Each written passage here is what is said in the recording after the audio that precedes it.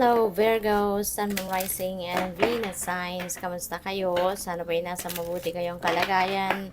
Welcome back po sa Star Tarot. At kung bago kayo rito, welcome din po kayo. Please subscribe, like, share my videos, and leave me a comment kung nakaresonate po kayo. Thank you. So, tignan natin kung ano yung mga messages para kay Virgo. We have the Dragon's Duel, Inner Conflict.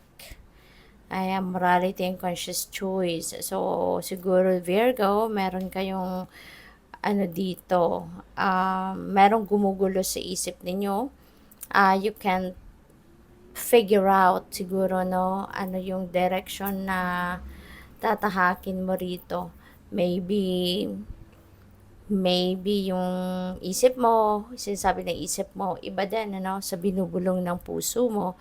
Kaya, eto, naguguluhan kayo. You know, maybe you are confused talaga sa sitwasyon. This could be also, this could be related to, a decision making. You know, maaaring ganon. So, what else? We have the wise woman of Wonderland, integrity and compromise. Ayan. So, siguro, your integrity will be, at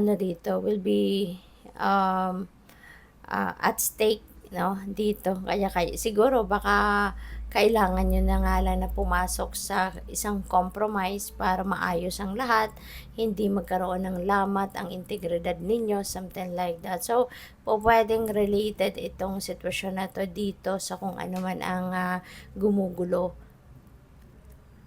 sa isip ninyo sa ngayon. You know? So, pag-isipan ninyong mabuti. Okay?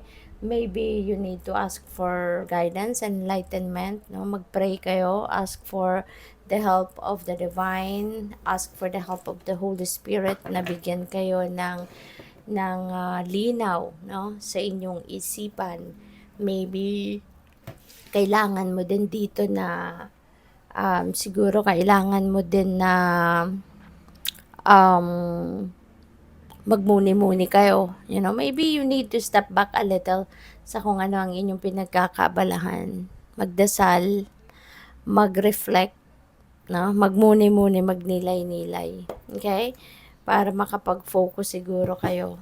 'Di ba? Para mawala yung mga mind chatter ninyo at makapag-focus kayo sa mga bagay na dapat ninyong pagtuunan ng pansin.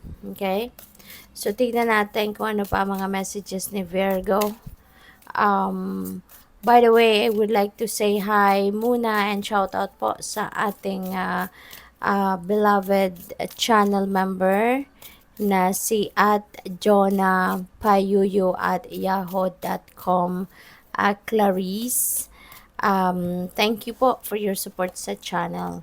So, yung next message po ninyo is fear, worries, tense situations. So most likely, ito yon, no? Kaya kailangan ninyo siguro dito na mag-compromise, you know, para mawala na, matapos na kung ano man ang tense situation na ito. You know, para na lang na maging matahimik na ang lahat. Para na lang na magkasundo na, mag-meet halfway na, you know, at wala na kayong pagka-stressan, you know, maybe you are ready to enter a compromise. Alright? At saka, wag na kayong mag-alala. Wag din kayong matakot, no? As long as you know, 'di ba? Kailangan alam mo, no, na kung nasa tama ka naman, kung nasa rason ka, wala kang dapat na ikatakot, hindi ba? Pinapaninindigan mo lang kung ano yung sa tingin mo ay tama at yun nga, no? Fight for your right, kumbaga. So, what else? We have next, an emotionally secure, loving family is important to you. So, feeling ko dito si Virgo, maaaring you are family-oriented, no? Or talagang yung priority ninyo goes to your family.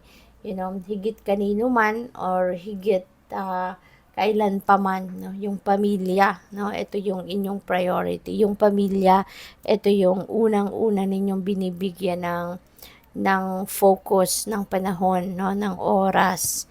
We have vulture, depression, anxiety, worry that someone is against you.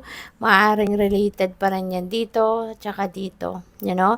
Baka nai-stress kayo, no? Na yung isang tao or kung sino man baka galit sa'yo, baka kumukontra sa'yo, hindi nag-a-agree sa'yo, something like that. Now, feeling ko dito, hindi ito first-hand information eh. Kaya sobra kayong nagwo-worry. Kasi otherwise, kung sigurado ka, kung alam mo talaga in yourself na mayroong tao no, na kumukontra sa'yo or inis sa'yo or asar sa'yo. So, maybe hindi na kayo mag-worry but instead, maybe you're going to take action na to patch up, diba? Kung ano man yung hindi ninyo pagkakaintindihan, maybe you're going to approach the person at pag-usapan, hindi ba? Kaya, siguro, hindi ito first-hand information. Baka meron lang nagchika sa'yo, meron lang din naninira, 'di ba? Ay nako, Virgo. So, wag na kayong mag-worry, wag kayong ma-depress, nagkaka-anxiety na pati siguro ang iba sa inyo. Baka mamaya, paninira lang yan, no? Or baka mamaya sinisiraan lang kayo ng kung sino man. So, what else? We have coins. Wow, this is exciting. Kasi money will be coming to you. Mayroong perang paparating, no, Virgo? So, good luck sa'yo. I-claim nyo na to. Write it on the comment section below that you are claiming this. Diba? Kaya as much as possible, tanggalin nyo na tong mga negativity na to, negative energy, let them go, release them, palitan ninyo ito ng positive, optimistic, and hopeful na energy, para yung mga ganitong klaseng positive energy, yun ang mag-magnify sa buhay ninyo at hindi yung mga negative energy na yan. Alright?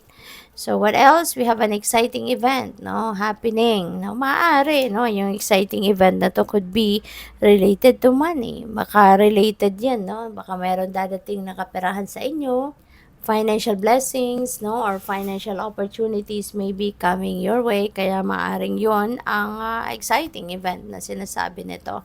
So, we have obstacles to overcome. Ayan. So, parang ano lang ito, saglit lang to. Hindi ito big deal, na obstacle. You can handle this very, very quickly kasi hills lang, hindi siya bundok. Diba? Pag bundok, siguro mas malalim, mas malaking problema. Pero ito, this is just hills. So, saglit lang to. You will easily find the way out, sa kung ano man ang obstacle na to. Kaya, ano lang kayo, kalma lang. Okay? So, good luck sa'yo. Thank you for watching. Love and light. Namaste.